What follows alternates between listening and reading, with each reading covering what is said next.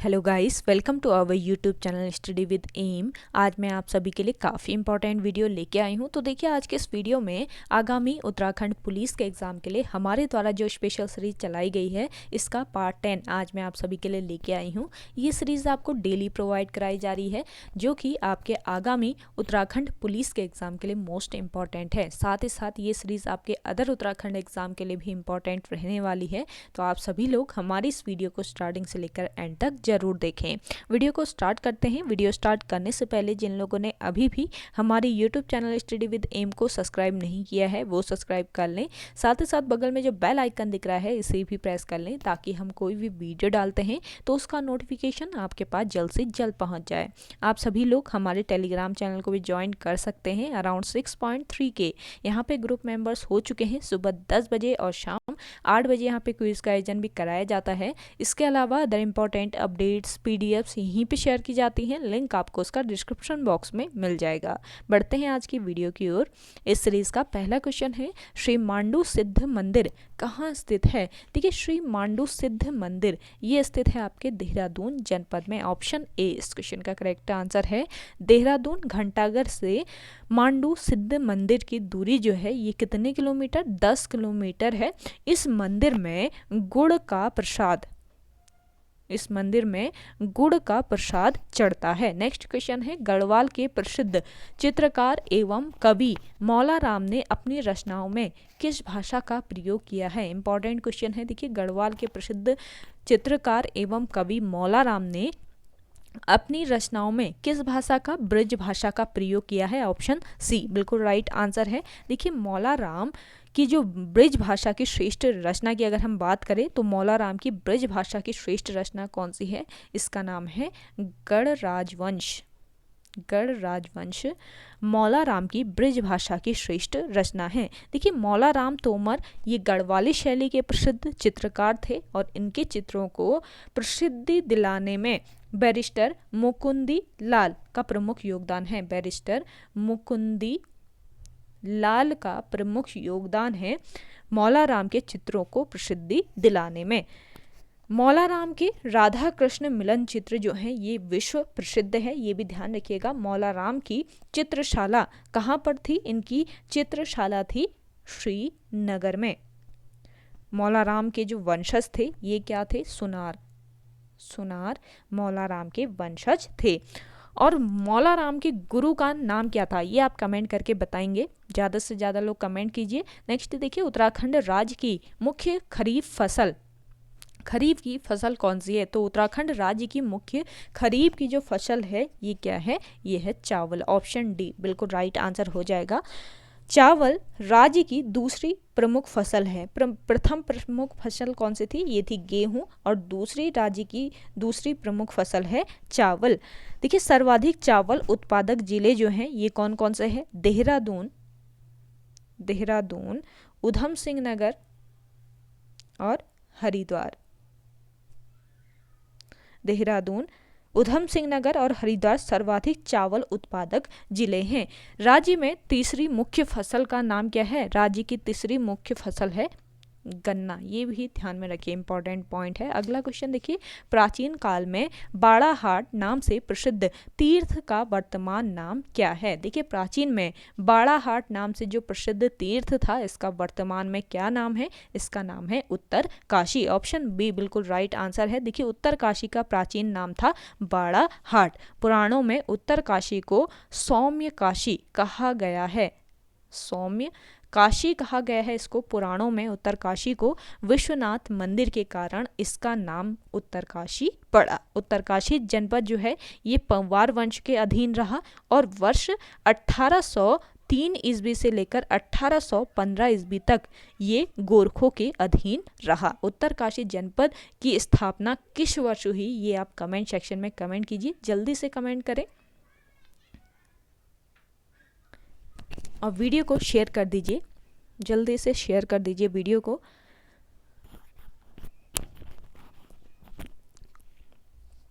अगला क्वेश्चन है आपका, नीला बुरांस कितने मीटर से अधिक ऊंचाई पर पाया जाता है? देखिए, नीला बुरांस जो है, ये कितने मीटर? ये आपके 35,000 मीटर से अधिक ऊंचाई पर पाया जाता है। ऑप्शन सी बिल्कुल राइट आंसर है इस क्वेश्चन का। देखिए बुरांस के जो फूलों के खिलने का समय होता है ये फरवरी से अप्रैल माह के बीच होता है और बुरांस वृक्ष को वन अधिनियम 1974 के तहत संरक्षित वृक्ष घोषित किया गया है। भारत में सर्वप्रथम बुरांस के रोडोडेंड्रॉन अर्बोरियम प्रजाति की खोज हुई कहाँ पर? श्रीनगर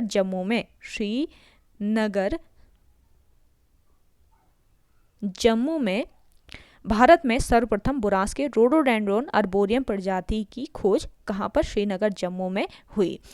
अगला क्वेश्चन है आपका, हिमयाण पट्टी किस जनपद में स्थित है? हिमयाण पट्टी ये किस जनपद में स्थित है? ये स्थित है आपके टिहरी गढ़वाल में। टिहरी गढ़वाल वालों को पता होगा कि हिमयाण पट्टी जो है ये कहाँ पर? टिहरी गढ़वाल में लोकेटेड है। अगला देखिएगा, उत्तराखंड में नवदनिया संगठन से संबंधित कौन है?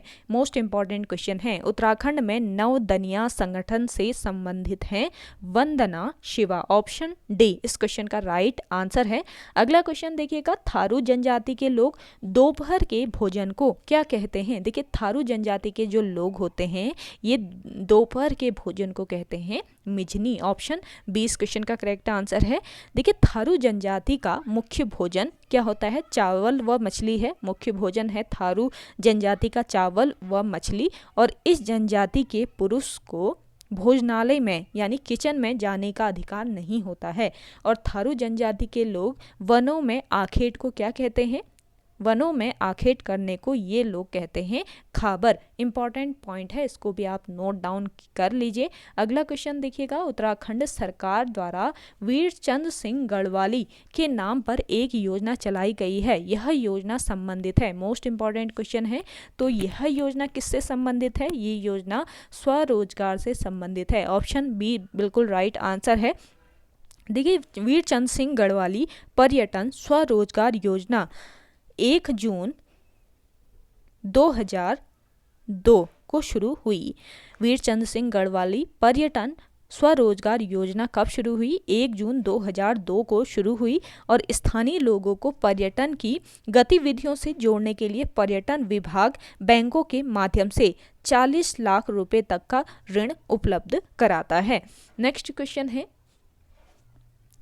स्वामी राम हिमालय इंस्टीट्यूट को कब डीम्ड विश्वविद्यालय का दर्जा दिया गया? मोस्ट इंपॉर्टेंट क्वेश्चन है। स्वामी राम हिमालय इंस्टीट्यूट को डीम्ड विश्वविद्यालय का दर्जा दिया गया वर्ष 2007 में। ऑप्शन 20 क्वेश्चन का राइट आंसर है।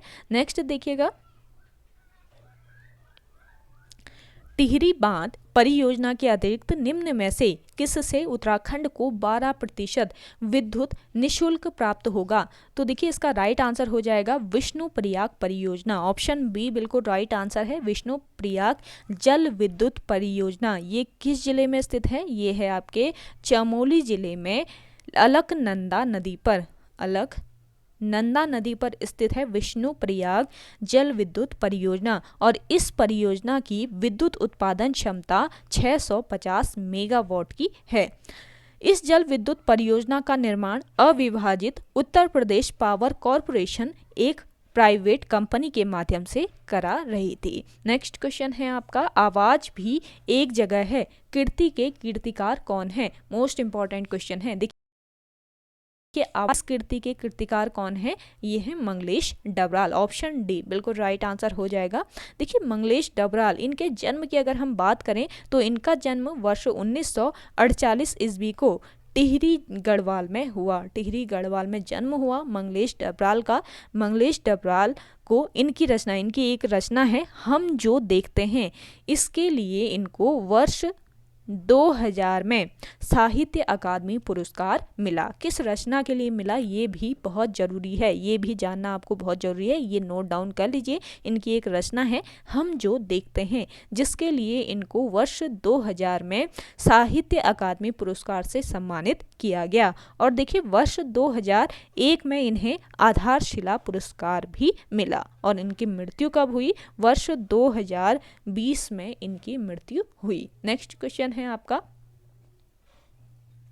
किंग ऑफ कुमाऊं किसे कहा जाता है? देखिए किंग ऑफ कुमाऊं कहा जाता है किसको? हेनरी रैमजे को। ऑप्शन 20 क्वेश्चन का राइट आंसर है। हेनरी रैमजे 1856 ईस्वी से लेकर 1884 तक कमिश्नर के पद पर रहे, जो कि कुमाऊं के 6वें कमिश्नर थे। हेनरी रैमजे कुमाऊं के 6वें कमिश्नर थे। कुमाऊं में इन्हें रामजी साहब कहा जाता था। मूल रूप से ये कहाँ के निवासी थे? हेनरी रैमजे स्कॉटलैंड के। मोस्ट इंपॉर्टेंट पॉइंट है, मूल रूप से हेनरी रैमजे स्कॉटलैंड के निवासी थे और इन्हें कुमाऊं का बेताज बादशाह भी कहा जाता है। तो ये सारे जो पॉइंट्स आपको बताए जा रहे हैं ये आप नोट डाउन कर लीजिए, आगामी एग्जाम में काफ़ी हेल्प मिलेगी आपको। वीडियो पसंद आ रही है तो लाइक कर लीजिए। जिन लोगों ने अभी भी हमारे YouTube channel study with M को सब्सक्राइब नहीं किया है वे लोग जरूर सब्सक्राइब कीजिएगा। वीडियो को ज़्यादा से ज़्यादा शेयर कीजिए अपने दोस्तों के साथ, अपने व्हाट्सएप ग्रुप्स में। और देखिए कुछ लोग कहते हैं कि ये जो सीरीज चलाई जा रही है उत्तराखंड पुलिस की, ये बहुत इजी है। देखिए इजी कुछ नहीं होता है। जो लोग जैसे हम तैयारी करते जाते हैं, जो चीज़ें हम पढ़ लेते हैं वो चीज़ें हमको इजी लगती है। तो इजी या टफ़ की तो यहाँ पे बात ही नहीं होती है। जो चीज़ें हम पढ़ चुके होते हैं वो हमें इजी लगती है, और ज़रूरी नहीं है एक ने कोई चीज़ पढ़ ली तो दूसरे ने भी पढ़ ली। तो यहाँ पे जो सीरीज चलाई जा रही है वो किसी एक के लिए नहीं पर्टिकुलरली चलाई जा रही है, सभी के लिए यहाँ पे ये सीरीज चलाई गई है, जो कि आपके आगामी उत्तराखंड पुलिस के एग्ज़ाम के लिए मोस्ट इम्पॉर्टेंट है। अब देखिएगा जो आपका पिछले साल जनवरी महीने में आपके पटवारी का एग्ज़ाम हुआ था, उसका आप पेपर उठा के देखिएगा तो उसका पेपर जो था उसके लेवल बहुत इजी लेवल का पेपर पूछा गया था पटवारी का। उसमें उत्तराखंड जो है काफ़ी इजी लेवल की पूछी गई थी, लेकिन जो इसकी मेरिट गिरी थी वो मात्र 70 से 72 पर इसकी मेरिट गिर गई थी। किसकी? आपके पटवारी का, जो पिछले साल जनवरी में इसका एग्ज़ाम हुआ था लास्ट ईयर। तो ऐसा नहीं है कि जो इजी होता है वो हमें आता ही। हम लोग क्या करते हैं कि इजी तो हम लोग छोड़ देते हैं और हम भागते हैं टफ़ की ओर। हम सोचते हैं कि इतना इजी तो आने वाला नहीं, इसलिए हम ध्यान में रखते नहीं हैं इसको। तो इजी से लेकर हर लेवल के क्वेश्चन हमको पढ़ने हैं, हर तरीके की पढ़ाई यहाँ पे करनी है। तो ऐसे कमेंट प्लीज़ ना करें जिससे और लोग भी डीमोटिवेट होते हैं। तो आप सभी से रिक्वेस्ट है मेरा कि कोई भी यहाँ पे नेगेटिव कमेंट ना करें। अगर आपको लगता है कि वाकई में आपको लगता है कि यहाँ पर प्रिपेयर आपकी नहीं फुलफ़िल हो पा रही है जिस तरीके से आप चाहते हैं, तो आप दूसरे चैनल भी फॉलो कर सकते हैं। ये मेरा तहे दिल से आपसे रिक्वेस्ट है कि यहाँ पे आप प्लीज़ गलत कमेंट ना करें। बाकी देखिएगा आप खुद ही जानते हैं कि आपके एग्ज़ाम में क्या आने वाला है। यहाँ पे आपको इतनी प्रिपरेशन कराई जा रही है। सुबह देखिए, सुबह आपको 10 बजे क्लास प्रोवाइड कराई जा रही है जिसमें आपके जीके जीएस पोर्शन के मोस्ट इम्पॉर्टेंट 1 लाइनर क्वेश्चन दिए जाते हैं। इसके अलावा आज से आपकी हिंदी की सीरीज़ भी स्टार्ट हो चुकी है और आपके 6:30 बजे आपको ये क्लास भी प्रोवाइड कराई जा रही है उत्तराखंड पुलिस स्पेशल की, और रात को 8 बजे आपको क्लास भी प्रोवाइड कराई जा रही है। तो सोचिए इतनी प्रिपरेशन आपको यहाँ पे कराई जा रही है, तो आपको ऐसे गलत कमेंट नहीं करना चाहिए पहली बात तो। और देखिए जो भी है आप पढ़ाई कीजिए, यहाँ पे आपको इतनी तैयारी कराई जाती है। देखिए मैं भी एक गवर्नमेंट सेक्टर पे जॉब करती हूँ, तो मुझे भी टाइम नहीं मिल पाता है ये सब करने का। देखिए सुबह 3:30 बजे उठ के मैं ये वीडियो रिकॉर्ड कर रही हूँ आप सभी के लिए, सुबह 3:30 बजे। ट्रस्ट मी, तो इतनी मेहनत करके आपके लिए यहाँ पे सोचती हूँ कि आपको ज़्यादा से ज़्यादा मटेरियल मिल जाए और आपका सिलेक्शन पक्का हो जाए। तो आप सभी से चाहती हूँ कि आप थोड़ा सा सपोर्ट कीजिएगा कि सबसे पहले गलत कमेंट ना करें, और दूसरी बात वीडियो को ज़्यादा से ज़्यादा शेयर कीजिएगा। आप इतना तो कर सकते हैं ना, थोड़ा सा शेयर कर दीजिए अपने दोस्तों के साथ, अपने व्हाट्सएप ग्रुप्स में। और वीडियो पसंद आ रही है तो लाइक कर दीजिए। देखिए यहाँ पे ये मोस्ट इम्पॉर्टेंट क्वेश्चन है, ऐसा नहीं है कि कुछ भी उठा के आपको बता दिया जा रहा है। एक एक क्वेश्चन को आपको डिटेल में समझाया जा रहा है। यहाँ पे एक एक क्वेश्चन की डिटेल, जहाँ से जो भी क्वेश्चन पूछा जा सकता है वो भी आपको यहाँ पे कवर कराया जा रहा है। तो आप ऐसा मत सोचिए कि ये नहीं आने वाला। आप एक बार पिछले बार का जो आपका पटवारी का जो पेपर हुआ था वो उठा के देखिएगा, आपको ऐसा लगेगा अरे ये तो बहुत इजी है, लेकिन उसकी जो मेरिट है वो कितनी गई थी उस हिसाब से। अगर जिस हिसाब से पेपर आया था पटवारी का तो बहुत इजी पेपर था, उस हिसाब से उसका मेरिट कितने जाना चाहिए, उसका मेरिट जाना चाहिए 98 या 92 तो समथिंग जाना चाहिए, लेकिन 72 मानिए 72 उसकी मेरिट गई हुई थी। तो सोचिए इतने इजी पेपर से कोई मतलब नहीं है, हमको हर लेवल की पढ़ाई यहाँ पे करनी है। तो चलिए कंटिन्यू रखते हैं आगे। अगला क्वेश्चन है आपका, वन एवं पंचायत प्रशिक्षण अकादमी कहाँ पर स्थित है? देखिए वन एवं पंचायत प्रशिक्षण अकादमी ये है स्थित आपके कहाँ पर? हल्द्वानी में। ऑप्शन 20 क्वेश्चन का राइट आंसर है। इसके अलावा देखिए वन एवं पंचायत प्रशिक्षण अकादमी तो है ही है, इसके अलावा फॉरेस्ट ट्रेनिंग स्कूल भी आपके हल्द्वानी में ही लोकेटेड है। जो भी आपसे क्वेश्चन पूछा जा रहा है इसका कमेंट सेक्शन में आप कमेंट करने की कोशिश ज़रूर कीजिएगा, और अगर आपको कोई भी क्वेश्चन नहीं आता है तो आप कमेंट करके पूछ सकते हैं, उसका आपका सॉल्यूशन हर तरीके की हेल्प आपको यहाँ पे प्रोवाइड कराई जाएगी। तो आप देख लीजिए जो भी आपको क्वेश्चन, जहाँ पर आपको डाउट होता है या कोई भी चीज़ यहाँ पे आपको गलत बताई जाती है तो आप पूछ सकते हैं कमेंट करके कि मैडम ये करेक्ट है या नहीं है। तो आपकी पूरी हेल्प मैं करूँगी यहाँ पे जितनी मुझसे हो पाएगी। तो आप ज़्यादा से ज़्यादा लोग सपोर्ट ज़रूर कीजिए, और जिन लोगों ने अभी भी हमारे YouTube channel study with M को सब्सक्राइब नहीं किया है वे लोग सब्सक्राइब कर लीजिए। देखिए मेरे पास भी बहुत टाइम कम होता है, उसमें भी आपको ज़्यादा से ज़्यादा मटेरियल मैं प्रोवाइड करने की कोशिश करती हूँ। तो आप खुद देख सकते हैं, आपको यहाँ पे डिटेल वीडियो प्रोवाइड कराई जाती है।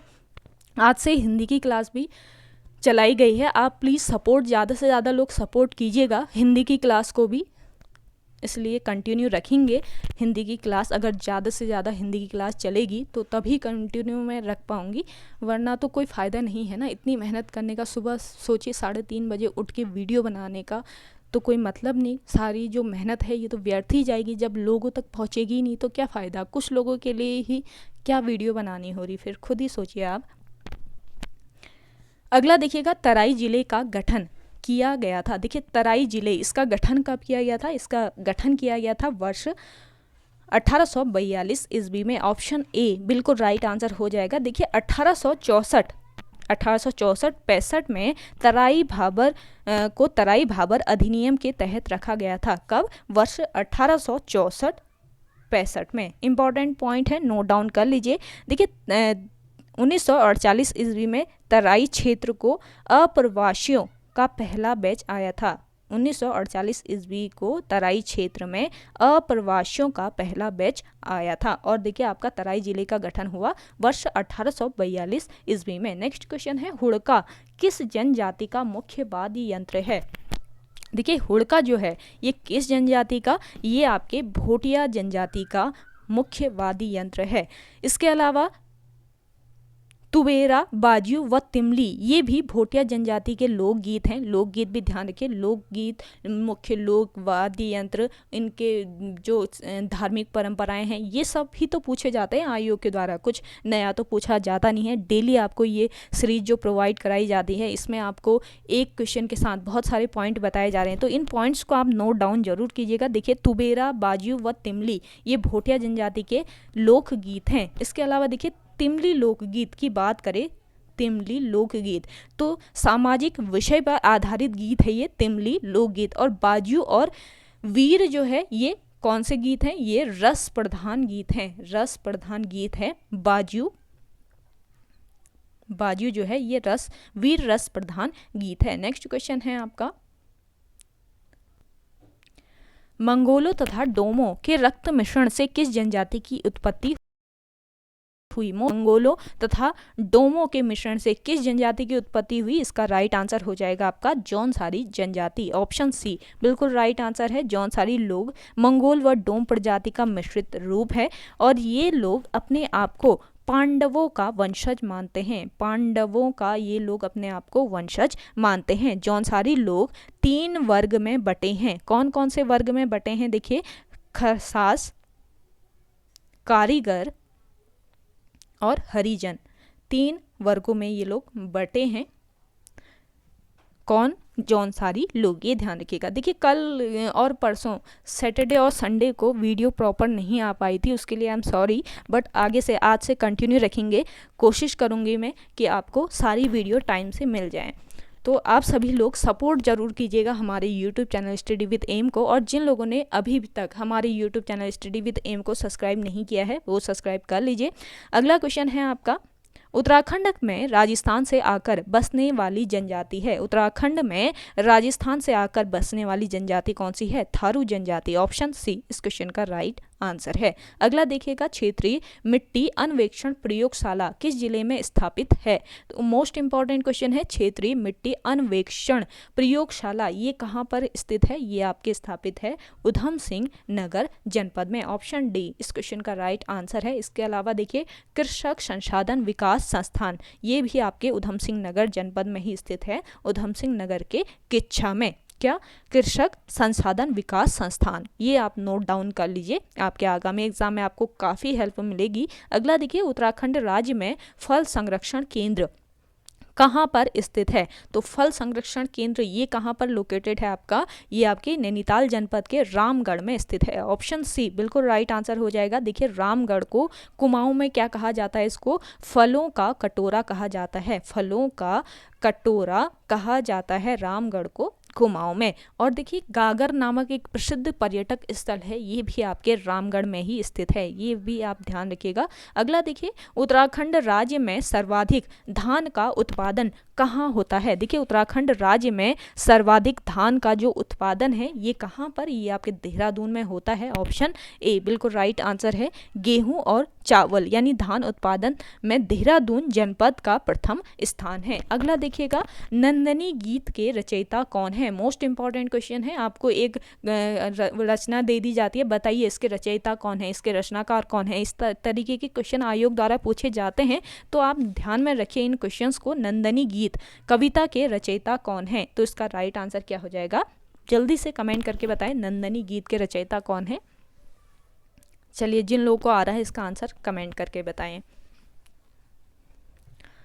तो देखिए, नंदनी गीत इसके रचयिता है चंद्र कुंवर बड़तवाल। ऑप्शन फर्स्ट बिल्कुल राइट आंसर है आपका, चंद्र कुंवर बड़तवाल। इनका जन्म कहाँ पर हुआ? रुद्रप्रयाग जनपद के मालकोटी में इनका जन्म हुआ, चंद्र कुंवर बड़तवाल का। और देखिए, प्रसिद्ध गीत है ये काफल पाको, इसके लेखक भी हैं कौन? चंद्र कुंवर बड़तवाल। काफल पाको गीत किन किन लोगों ने सुना है? तो जिन लोगों ने इसका ये गीत सुना है काफल पाको गीत, और इसके लेखक कौन है? चंद्र कुंवर बड़तवाल, ये भी आप ध्यान में रख सकते हैं।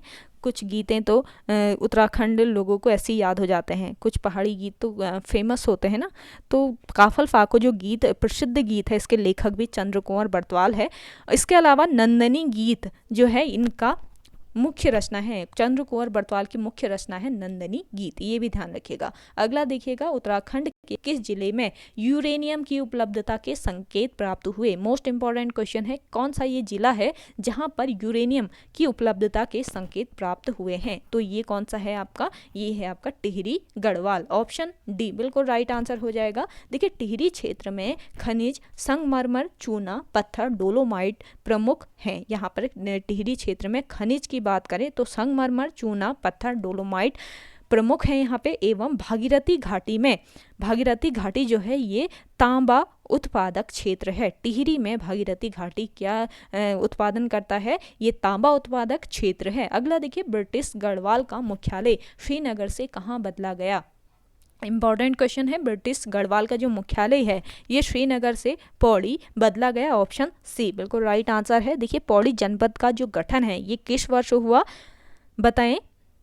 1840 ईस्वी में पौड़ी जनपद का गठन हुआ, और 1840 में ही ब्रिटिश गढ़वाल की राजधानी श्रीनगर से पौड़ी स्थानांतरित की गई। किस वर्ष? 1840 में ही ब्रिटिश गढ़वाल की राजधानी श्रीनगर से पौड़ी स्थानांतरित की गई। वर्ष 1969 ईस्वी को गढ़वाल मंडल का जो मुख्यालय है ये पौड़ी बनाया गया, ये ध्यान रखिए, मोस्ट इंपॉर्टेंट पॉइंट है। और वर्ष 1992 ईस्वी में पौड़ी को हिल स्टेशन घोषित किया गया है। आज की ये वीडियो आपको कैसी लग रही है ये आप कमेंट जरूर कीजिएगा। ज़्यादा से ज़्यादा सपोर्ट कीजिए आप सभी लोग, आपके लिए यहाँ पे जितना हो सके। देखिए हमारे द्वारा कम्युनिटी बॉक्स में भी इम्पॉर्टेंट वहाँ पे अपडेट्स प्रोवाइड कराए जा रहे हैं। इम्पॉर्टेंट जो भी क्वेश्चन है या अपडेट है, करंट से रिलेटेड अपडेट्स हैं, ये आपको प्रोवाइड कराए जा रहे हैं। तो आप हर घंटे में कोशिश करते हैं हर घंटे में आपको एक क्वेश्चन आपको प्रोवाइड करा दिया जाए या एक अपडेट आपको दे दिया जाए। तो आप कम्युनिटी बॉक्स ज़रूर चेक कीजिएगा हमारे YouTube channel study with M का। और इसके अलावा क्विज़ भी कराई जा रही है। देखिए आपको सुबह 10 बजे से पहले यहाँ पे आपको क्विज़ कराई जाती है, शाम को 8 बजे से पहले यहाँ पे क्विज़ कराई जा रही है। तो इतनी सारी चीज़ें आपके लिए यहाँ पे अवेलेबल हैं, तो आप तैयारी कर सकते हैं। देखिए यहाँ से हमारे YouTube channel study with M से। अगला देखिएगा, नेक्स्ट क्वेश्चन है आपका, निम्नलिखित में से किस राज्य की ऑर्गेनिक चाय विश्व प्रसिद्ध मानी जाती है? तो कौन सा ये राज्य है इनमें से जहाँ की ऑर्गेनिक चाय विश्व प्रसिद्ध मानी जाती है? इसका राइट आंसर हो जाएगा उत्तराखंड राज्य, ऑप्शन डी बिल्कुल करेक्ट आंसर है। देखिए उत्तराखंड की चाय विश्व प्रसिद्ध मानी जाती है। वर्ष 1800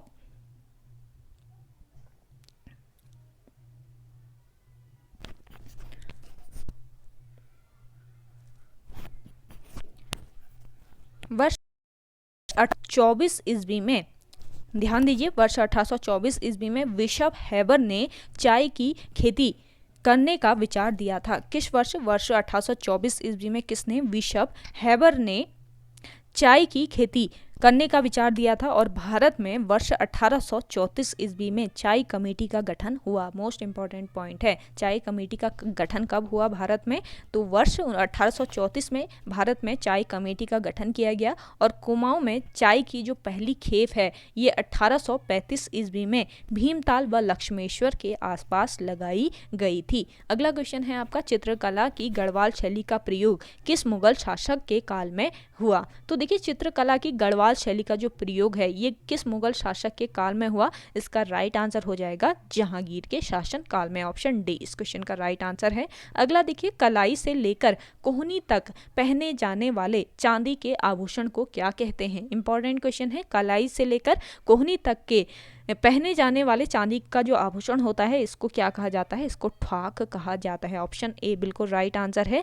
इसके अलावा चूड़ी और कंगन, चूड़ी और कंगन तो सभी को पता है, बेसिक ही है, सभी पहनते हैं। तो चूड़ी और कंगन ये हाथों में पहने जाने वाले आभूषण हैं। और गोखले की बात करें तो गोखले हाथों में पहना जाने वाला आभूषण है और इसको बाजूबंद भी इसको कहा जाता है। ध्यान दीजिएगा, गोखले को बाजूबंद भी कहते हैं। अगला क्वेश्चन है, ब्रिटिश काल में टिहरी रियासत में नया बंदोबस्त कब किया गया? मोस्ट इंपॉर्टेंट क्वेश्चन है। देखिए टिहरी रियासत में नया जंगलात बंदोबस्त कब लागू हुआ? इसका राइट आंसर हो जाएगा वर्ष 1919 ईस्वी में। ब्रिटिश काल में टिहरी रियासत में नया जंगलात बंदोबस्त वर्ष 1919 ईस्वी में लागू किया गया। अगला है आपका, कमलेश्वर मेला कहाँ पर लगता है? देखिए कमलेश्वर मेला ये कहाँ पर लगता है? ये आपके उत्तरकाशी जनपद में स्थित लगता है, उत्तरकाशी जनपद में ये लगता है कमलेश्वर का मेला। इसके अलावा देखिए आपसे पूछा जाता है कमलेश्वर मंदिर भी है एक जगह,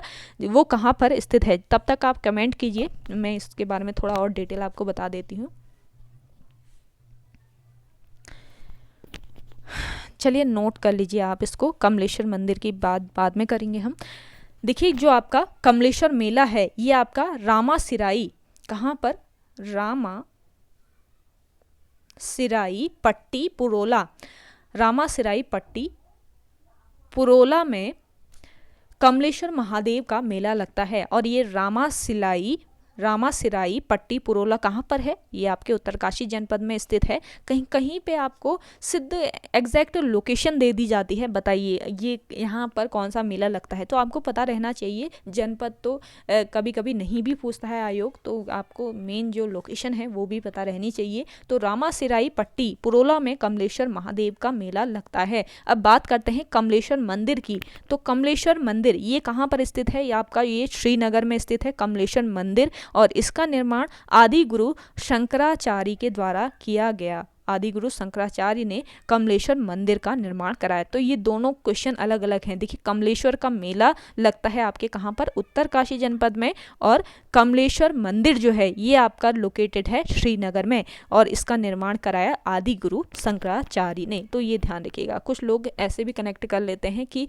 कमलेश्वर मेला है तो कमलेश्वर मंदिर श्रीनगर में ही लगता होगा, ऐसा नहीं है। तो कुछ चीज़ें आप बहुत ध्यान से पढ़िएगा। अगला क्वेश्चन है, उत्तराखंड में पंचचक्की के लिए पहला कानून बना। मोस्ट इंपॉर्टेंट है, उत्तराखंड में पंचचक्की के लिए पहला कानून किस वर्ष बना? कमेंट कीजिए जिन लोगों को इसका आंसर आ रहा है। तो इसका राइट आंसर हो जाएगा वर्ष 1842, ऑप्शन डी बिल्कुल राइट आंसर है। उत्तराखंड में पंचचक्की के लिए पहला कानून बना सन 1842 ईस्वी में। अगला क्वेश्चन है आपका, उत्तराखंड सरकार द्वारा प्रथम खनन नीति है ये क्वेश्चन। उत्तराखंड सरकार द्वारा प्रथम खनन नीति ये किस वर्ष घोषित की गई? इसका राइट आंसर हो जाएगा आपका वर्ष 2001 में। उत्तराखंड सरकार द्वारा प्रथम खनन नीति घोषित की गई वर्ष 2001 में, ऑप्शन सी बिल्कुल राइट आंसर है। नेक्स्ट देखिए, गढ़वाल का चंदन किस व्यक्ति को कहा जाता है? देखिए गढ़वाल का चंदन ये कहा जाता है हेमवती नंदन बहुगुणा को, ऑप्शन 20 क्वेश्चन का करेक्ट आंसर है। देखिए हेमवती नंदन बहुगुणा, इनका जन्म वर्ष 1919 ईस्वी को पौड़ी के बुघाणी गांव में, ध्यान दीजिए पौड़ी के बुघाणी गांव में इनका जन्म होता है हेमवती नंदन बहुगुणा का, और ये वर्ष 1973 ईस्वी से लेकर 75 के बीच 2 बार उत्तर प्रदेश के मुख्यमंत्री बने। 1973 ईस्वी से लेकर 1975 ईस्वी तक ये 2 बार उत्तर प्रदेश के मुख्यमंत्री बने, और वर्ष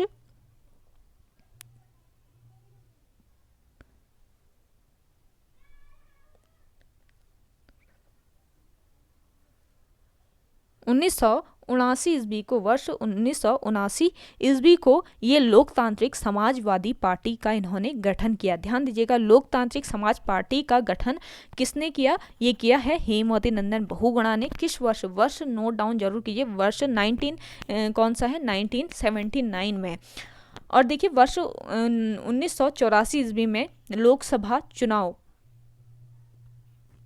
लोकसभा चुनाव जो हुए थे इसमें ये अमिताभ बच्चन से हार गए थे। कौन? हेमवती नंदन बहुगुणा।